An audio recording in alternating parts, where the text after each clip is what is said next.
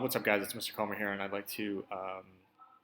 just want to take this time to kind of overview some of the things that we've been doing in forensics class this week in terms of how we are evaluating different types of physical evidence. So we spent some time looking at the different types of physical evidence, and now I want to kind of take you through exactly how we go about using some of that physical evidence. All right.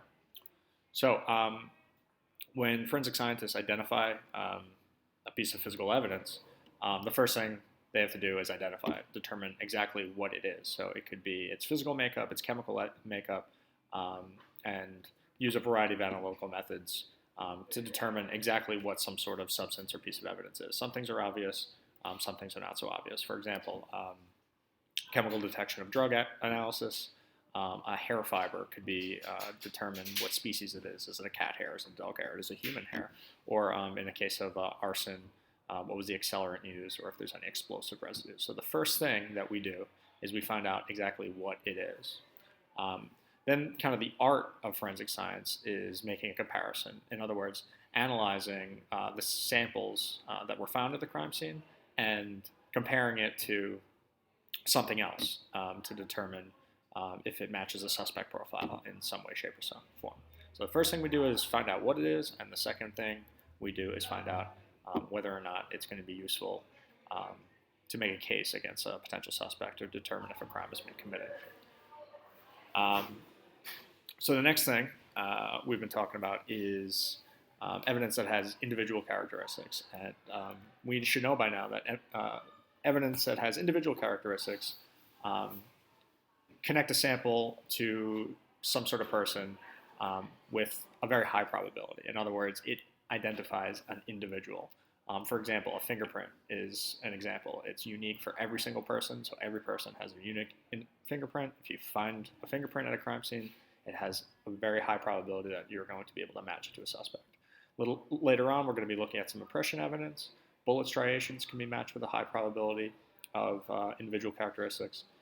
Certain tire treads, footprints, teeth impressions, things like that. These are all very good sources of evidence. Which isn't to say that evidence that has class characteristics isn't good, but they can only be associated with a group of individuals and not a single person. In other words, they have very low probability. So here's a classic example. Say you happen upon a crime scene, maybe it's some sort of accident, and you find this green substance. All right. Well, you do an analysis to identify what it is, and you find out that it's some green paint. You do further analysis, and you look at the type of paint it is, and you realize that it's car paint. Well, as we continue to do our analysis, we find that this is metallic mint green car paint that was only made on cars that were made from General Motors. And this metallic mint green car paint was only used in the 1960s. So now as we begin to identify it a little bit more and a little bit more, we're getting a little bit more detail about this green substance. And then as we continue our analysis, we find that this metallic mint green paint was only found on two types of cars in the 60s, either the Pontiac Tempest or the Buick Skylark.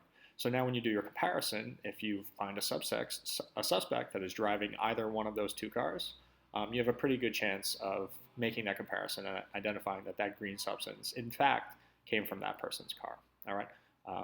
Watch My Cousin Vinny. It's a great movie. So when we're doing these, even if we take a piece of evidence like just a green substance, the more evidence that we accumulate, the better our chances. And this is just math, right? So we're going to be talking about this. You guys are going to be doing some practice today of using the product rule, which allows us to determine the probability that a combination of characteristics occur together in a population. In other words, what are the chances that this individual has all of these things in common based on the evidence that we find at a crime scene? So if you determine the probability of each of these things happening together and you multiply them, you can calculate the probability that this person has all of those things in common. Let's look at an example if that wasn't too clear. What's the probability of having a coin toss, of making a coin toss? What's the probability of, I don't know, getting a heads? Well, it's deep. 50%. That's the chance that you're going to get a head. Well, if you want to find out what the probability of getting two heads in a row, we just multiply by 50. What is the probability of getting three heads in a row? Well, we just multiply by 50 again, and that equals to 1.25. So as we multiply multiple probabilities, we get a smaller number, and the smaller the probability is, the more likely that we can make a comparison. All right, reset that. So in the O.J. Simpson trial, there was a lot of blood found, and at the time they weren't doing a lot of DNA analysis, which is an excellent source of evidence with high probability and individual characteristics. But there are certain markers in blood that we can look at that, if taken together and using the product rule, we can determine whether or not what the chance is that a certain individual has this exact blood profile. So let's take a look. So when we looked at O.J. Simpson's blood, we found that he was type A, and we know that 26% of the population has type A blood. We were also able to analyze a protein known as ESD. I don't care that you know what that is, but we just know that it's in a frequency of 85% of the population. And then there was this really rare protein that was found in the blood there. It was called PGM2+2-. And only 2% of the population have this blood type. So, taken together, what are the chances that blood found at the crime scene has these three characteristics and O.J. Simpson has those three characteristics? Well, all we need to do is multiply. So let's take a look.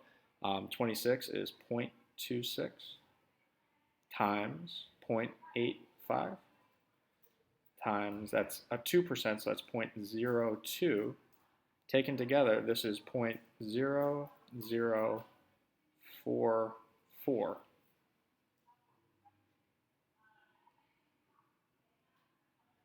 which is 0.44% of the population. So less than 1/2 of 1% of the people in the world have the blood type that was found at the crime scene, and O.J. Simpson also had that blood type. Now, does that necessarily mean that that was his blood? No, but it makes a good case that we can make a decent comparison to those two things. So what's the take-home message for everything that we just talked about? When we're evaluating physical evidence, the first thing we do is determine what it is, and then we try to make a comparison to determine who it belongs to. Evidence with individual characteristics is good because it has a high probability of connecting us to an individual. Evidence with class characteristics is not as good, connects us with a low probability, but if we have enough of it to combine, we can use the product rule to determine the possibility that all of that evidence connects to a single person. And I think that's all I have for today. Yeah, cue the music.